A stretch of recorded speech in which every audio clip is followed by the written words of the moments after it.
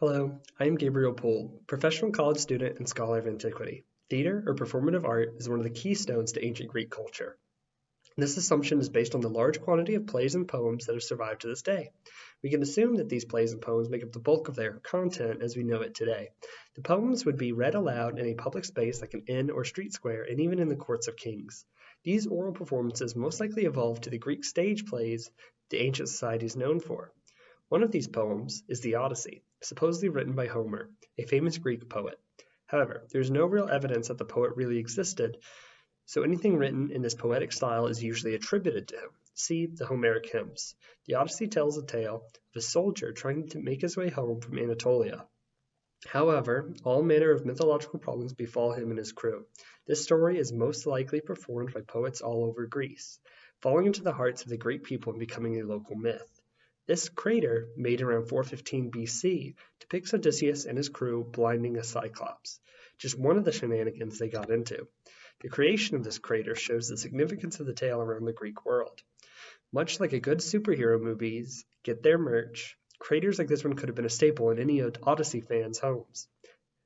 The performative medium of storytelling allows for these poems to be easily mixed into the local myths over time. Theater provided a way for the authors of the time to give their opinions on the mythology that surrounded them, or to tell a story with the mythology that everyone around them believes in and enjoys. It allowed the authors to have an instant character to add to their stories alongside their heroes and characters. This use of the mythology in their stories made it easy to incorporate the best stories into that mythos. Stories like the Iliad and the Odyssey are considered mythological canon and can be used to define and characterize the gods and goddesses of the Greek people. One such poem, the Hymn to Dionysus, characterizes the god of expression and wine, Dionysus.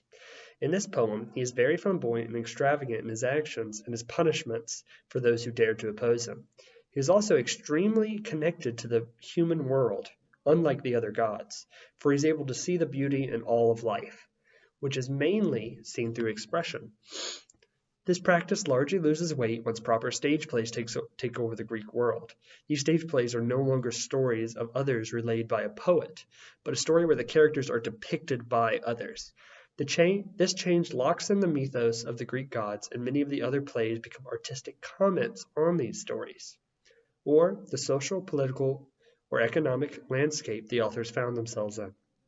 Dionysus becomes the patron god of poets, musicians, artists, and playwrights, and a grand festival is thrown in Athens every year and is considered to be the second most important festival of the year.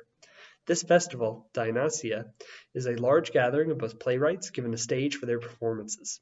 These stage hosted large crowds and some internal backstage machinery to provide a quality experience for everyone involved. One such machine would be the famous Greek theater masks. This mask shown was found on the island of Milos and was used for comedic plays. However, the important piece of information is how the mask works. It is large and covers the whole head of the performer, and it actually amplifies their voice, allowing a larger range of the audience to hear the performer clearly. A great deal of care went into these performances and the construction of play materials such as these masks. The importance of performative art is both why we have so much information on the Greek culture, why we are still missing so much more than we actually have. Since many of these poems and plays were performed orally, there are many plays we will still never know about, only the most important which truly survived, such as the Odyssey. Theater is a keystone to the Greek culture as we know it today and provided its people with the artistic mediums to comment on their everyday lives and the world around them.